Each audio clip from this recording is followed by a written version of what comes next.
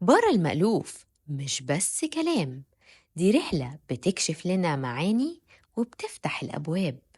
كل فكرة حرة وكل صوت له جواب.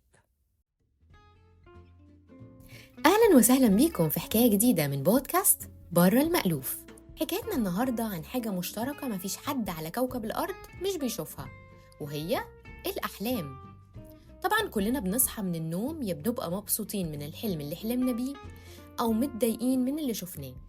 ساعات كتير بنبقى مش فاهمين أي حاجة من اللي حلمنا بيها، وساعات أكتر بنصحى تعبانين ومرهقين بسبب الحلم. طب قبل ما ندخل في التفاصيل العميقة، تعال أشرح لكم إيه هي الأحلام. أحلامنا عبارة عن خليط من التجارب اليومية، المشاعر، الرغبات والذكريات. العقل بيحاول يرتب الحاجات دي، وده بيخلق مشاهد أو أحداث عشوائية لكنها خاصة بكل شخص. الأحلام مش عشوائية بشكل كامل، لكنها متأثرة بتجاربنا وأفكارنا اللي جوانا. يعني مثلا لو كنت بتمر بتجربة عاطفية قوية، ممكن تلاقي حلمك فيه نفس المشاعر دي. كمان الأحلام وسيلة من وسائل العقل لترتيب الذكريات. خلال النوم المخ بيشتغل على معالجة وتخزين الذكريات، وكأننا بنرتب أحداثنا وننظم معلوماتنا. في بعض النظريات بتقول إن الأحلام بتلعب دور في التخلص من المعلومات اللي ملهاش لازمة وتركز على اللي مهم. طب إزاي بنحلم؟ أول ما بننام بندخل في كذا مرحلة لحد ما نوصل لمرحلة النوم العميق، والمرحلة دي أحلامنا بتكون فيها بسيطة وتفاصيلها قليلة.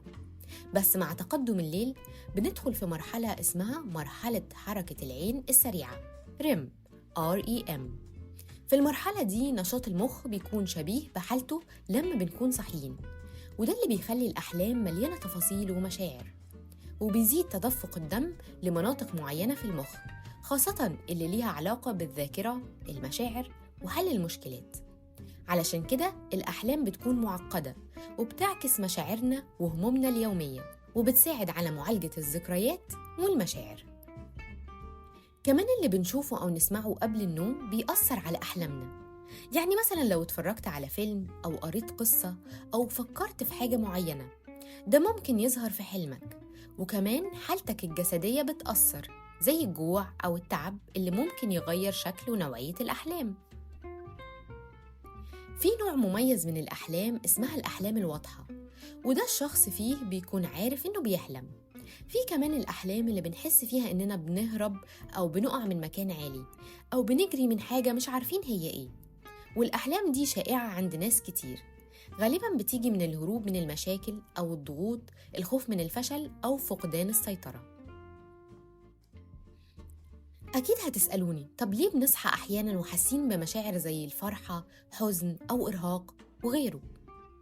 هقول لكم إن ده بسبب إننا بنحلم خلال مرحلة حركة العين السريعة، اللي فيها نشاط المخ بيكون شبه نشاطه وإحنا صاحيين.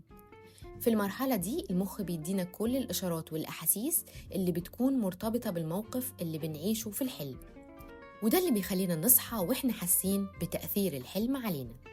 بشكل عام الأحلام بتساعدنا نفرغ شوية من التوتر النفسي، وبتخلينا نهدى من خلال السماح للعقل إنه يعبر عن مخاوفنا وضغوطاتنا بشكل لا واعي.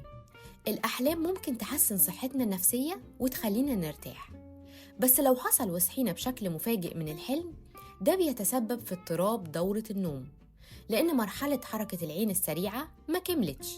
فعلشان كده بنفضل حاسين بإرهاق طول اليوم، لأن الجسم ما خلصش الدورة بتاعته اللي بتساعده يوصل للاستشفاء الكامل.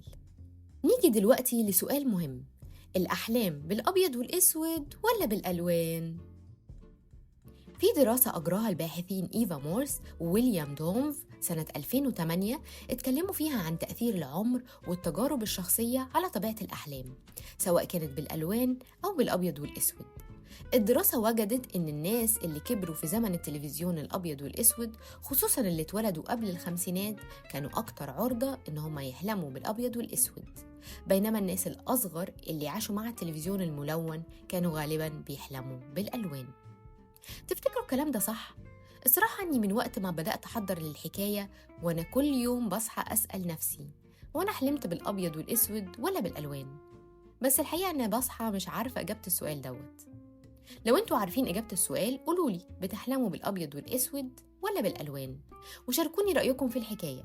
وتقدروا كمان تتابعوني على صفحة الإنستجرام podcast by_ريم.